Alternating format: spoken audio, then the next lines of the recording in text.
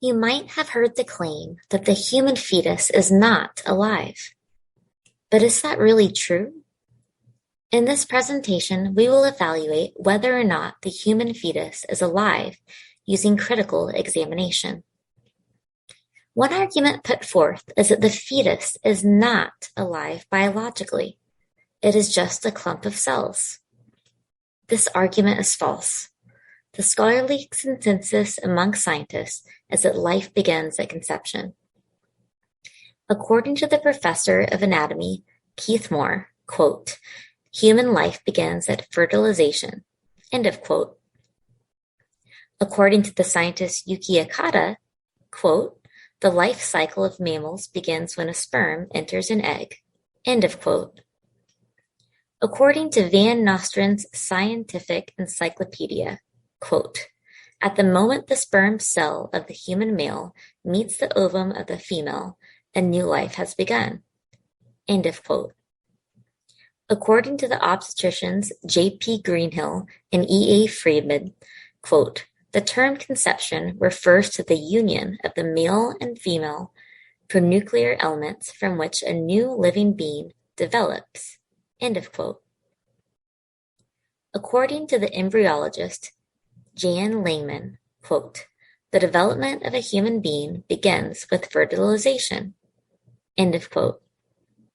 Another argument put forth is that the human fetus is not a person, even if it is biologically alive. This argument is false, because none of the alternative definitions of human personhood can be consistently applied. We will now evaluate each attempted definition of human personhood. One attempted definition of human personhood is when a human achieves consciousness.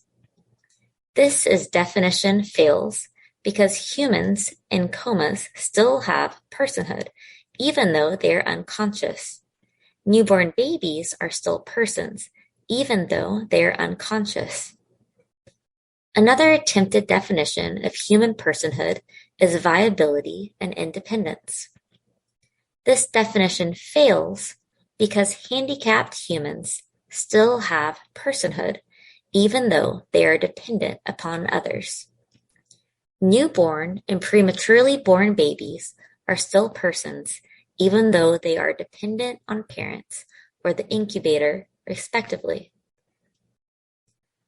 Another attempted definition of human personhood is via the genetic code with chromosome pairs of the species Homo sapiens. This definition works because it is the only definition that successfully encompasses all human beings. It is also the only definition that makes a major and clear distinction between that which exists before that moment and after that moment. Before conception, there is no actualized potential. After conception, there is an actualized natural potential and purpose to become a fully functioning, sentient human being. This means that the fetus, regardless of its stage, must be treated as a human person with rights.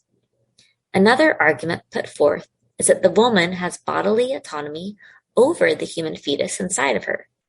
This argument is false. Firstly, a parent has an legal obligation to take care of a living child, or else the parent will get charged with neglect. Secondly, it is illegal for citizens to end human life in domestic settings. Thirdly, the offspring in the womb also has a choice, which presumably is to live. The offspring also has bodily autonomy as well, and a right to life. Another argument put forth is that abortion should be permitted because of economic reasons. This argument is false. To use an analogy, is it permitted to drown a newborn baby because the parent is unable to take care of her? No, of course not. Since the newborn baby is alive, the parent or the state is obligated to take care of her. Likewise, since the human fetus is alive and is a person as well, the parent or the state should be obligated to take care of her as well. Another argument put forth is that abortion limitations infringe upon women's rights. This argument is false.